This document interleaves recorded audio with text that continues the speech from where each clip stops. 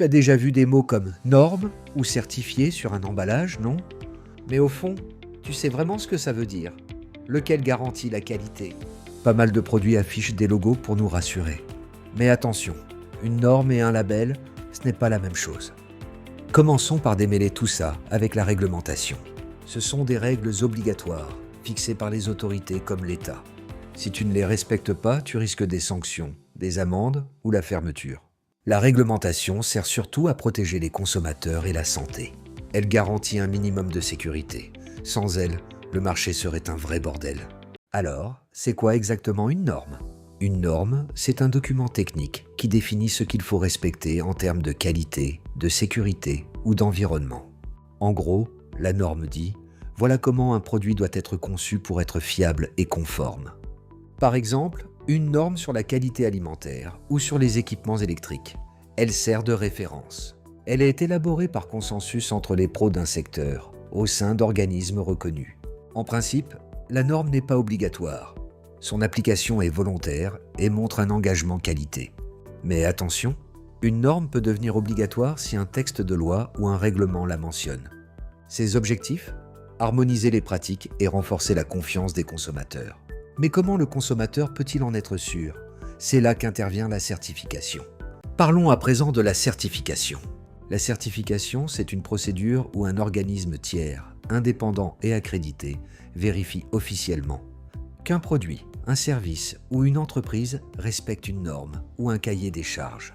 En d'autres termes, la norme fixe les exigences. La certification vérifie qu'elles sont vraiment respectées.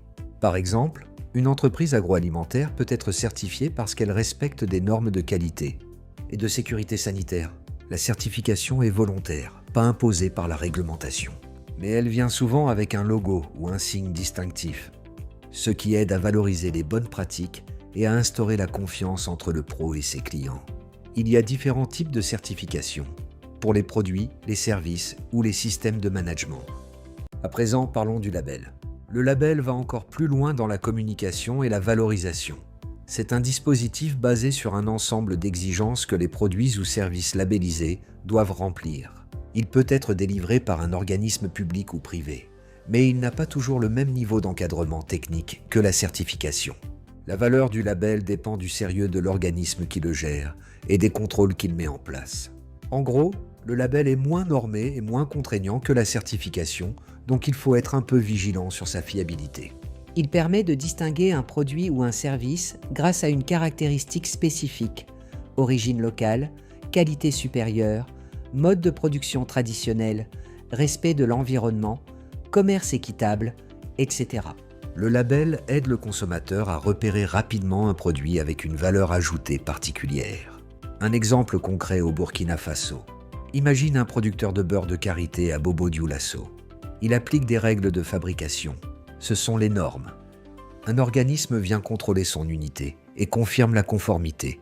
C'est la certification. Ensuite, son produit obtient un signe distinctif qui met en avant son origine ou sa qualité artisanale. C'est la labellisation. Résultat, le produit inspire confiance et peut mieux se vendre sur les marchés nationaux et internationaux. Conclusion. Retiens ceci. La norme fixe les règles.